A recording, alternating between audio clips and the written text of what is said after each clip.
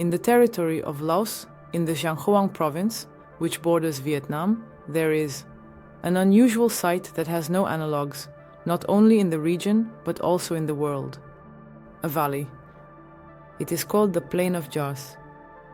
The origin and purpose of the stone jars remain one of the main archaeological mysteries of Southeast Asia. The Plain of Jars comprises about 60 sites where several thousand stone artifacts of identical shape are scattered. They all look like vessels, predominantly cylindrical in shape. The size of the jars, as the locals have named them, varies from 0.5 meter to 3 meters, and the weight of the largest ones reaches approximately 6,000 kilograms. However, sites with similar artifacts are not limited to the territory of Laos. According to some sources, there are similar small areas with strange jars not only in neighboring Vietnam, but even in India. However, there are doubts about the unequivocal reliability of such information. In addition, it is known that a considerable number of small jars were taken from Laos into private collections, so it is likely that smaller artifacts were encountered earlier as well. Certain features of Southeast Asia, such as the considerable number of successive cultures and the humid tropical climate that accelerates the deterioration of artifacts, further complicate the work of historians and archaeologists. This is also the case with the Plain of Jars. To this day, it is not definitively known who built the unusual stone vessels in the mountainous area and when. Their purpose is also a subject of debate. For instance, Laotian peasants have a belief that giants once lived in the valley, and the creation of the jars is attributed to them. More down-to-earth legends speak of King Kun, who, after a significant military victory, ordered the creation of a large number of vessels for storing rice wine necessary for a grand feast. Both of these versions are met with skepticism. The giant version is quite common for explaining the construction of almost all megalithic structures in various parts of the world. It can be understood. The strange necessity of the ancients to use huge stone blocks for their needs seems too illogical and incomprehensible, whereas the later settled population was content with simple houses and even palaces made of clay bricks and straw. And the only explanation for the existence of megalithic ruins for such cultures was the association of ancient structures with gods or people possessing extraordinary strength, that is, with giants. However, this is just one point of view. Who knows maybe such legends? In many ways, they are a real reflection of the past. But let's go further. Paradoxically, the version that a large number of jars were needed for a royal feast seems even more fantastic, for a number of reasons. For example, it would have been much simpler and faster to use ceramic vases and jars for these purposes. Moreover, from a logistical standpoint, the stone jars of Laos seem completely useless. The idea of moving wine-filled vessels weighing several tons in mountainous terrain seems quite insane. But perhaps the strangest thing about this version is the location of the jars. 60 sites just within Cambodia, spaced apart, many of which are located on high ground. However, it is quite possible that some of the jars could indeed have been used for storing wine, or something else by the order of Kun or any other ruler.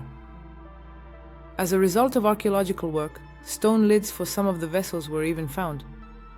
However, it is unlikely that this was the original intention of the creators. Let's move on to the next theory. It states that the jars were created to collect rainwater, and they are located along the routes of trading caravans. It's an appealing theory, but it also has a number of flaws.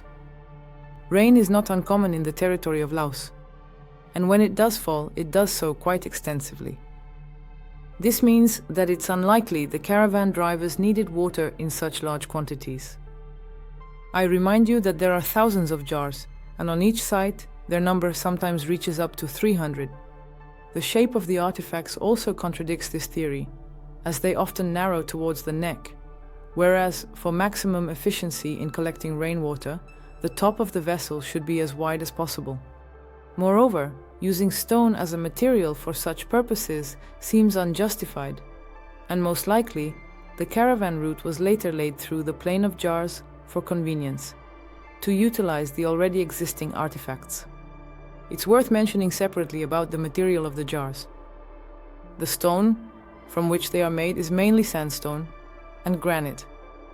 And while the first is quite simple to work with, granite would require more effort, even though the jars appear uneven. After all, carving them out of solid rock, such vessels do not seem like a trivial task for storing wine, water, or other products. Moreover, there is no stone material near the sites where the jars are located, from which they are made. This means they had to be transported from afar through mountainous terrain. And that is perhaps the strangest part. The first serious archaeological studies of the plain of jars were conducted in the 1930s by a mission led by the French archaeologist Madeleine Colani. As a result of the work, bones, household items, and jewelry were discovered. In addition, near one of the clusters of jars, Colani discovered a cave with traces of soot and human remains. All this led the archaeologists to conclude that the plain of jars was a burial site where the cremated remains were placed in the cave. That is, the jars were a kind of urns for ashes or sarcophagi. Ritual or religious beliefs might somewhat explain the labor-intensive creation of thousands of jars. However, even in Madeleine Colani's version, there seems to be a logical flaw. The jars could indeed have been used as a type of sarcophagus, but was this their original purpose? The lids of the jars were not sealed very tightly, which means the burial would have been an easy target for tomb raiders. And since the vessels are located in open areas, it would have been easy to do so. Such a situation would negate the entire purpose of the burial. Moreover, the excessively large sizes do not quite fit with the urn for ashes theory. It is also doubtful that caravan routes would be deliberately laid through areas of rather mass burial, regardless of whether they are ancestors or representatives of another culture. So Madeleine Colani's theory also seems too far-fetched. However, everything depends on the dating. Because if someone used the jar as a sarcophagus and then the ashes were removed, then after 100 or 200 years, stone vessels could well have been used as a reservoir for storing water or products or spices, or anything at all. So, for a long time, it was believed that the jars were made about 1500, 2000 years ago by an unknown culture.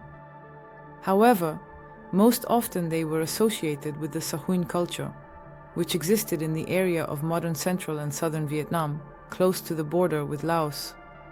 The Sahuin practiced cremation of the deceased and burial in clay urns with a lid. Here, the situation somewhat resembles the history of a completely different region. When the perfect stone vessels found in Egypt are attributed to the pre-dynastic culture, Nakada, along with similar clay vessels, which are significantly inferior in quality to the stone ones.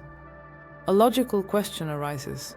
Is such a difference in quality and technology the result of cultural and technological development, or are we confusing cause with effect?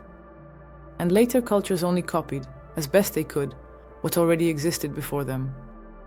New research on the Laotian jars gives us an indirect answer to this question. Thanks to new studies of the plain of jars and the use of the optically stimulated luminescence method, a new dating of the construction of the megalithic jars has been established. The result is astounding.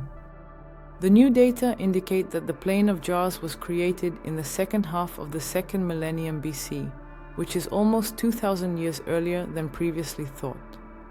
And this not only means that the remains found here, including those by Madeleine Colani, appeared significantly later. And this is approximately the end of the first, beginning of the second millennium, but in our era, which is 2.5 to 3,000 years later. This also means that the Xiangkhoang culture is not related to those who created the plain of jars. Therefore, it is quite likely that they were replicating, in clay, a similar form to the stone vessels that had existed for a long time. And if this is the case, it is not surprising that the Xiangkhoang culture buried their dead in such forms, because the creators of the huge jars must have been associated with power, and perhaps even with gods. Despite the fact that the dating of the appearance of the plain of jars has become more precise, it has not yet helped solve the mystery of the appearance of thousands of artifacts. On the contrary, it has further confused historians, pushing the mysterious culture even deeper into the depths of time. Who knows if we will ever be able to find any information about the creators of the stone jars, or if they will forever remain in historical oblivion. The question is rhetorical. However, new dating methods used by archaeologists give hope that ancient history will gain more objective data, and thus gradually become a more precise science. At least, we would very much like to believe that.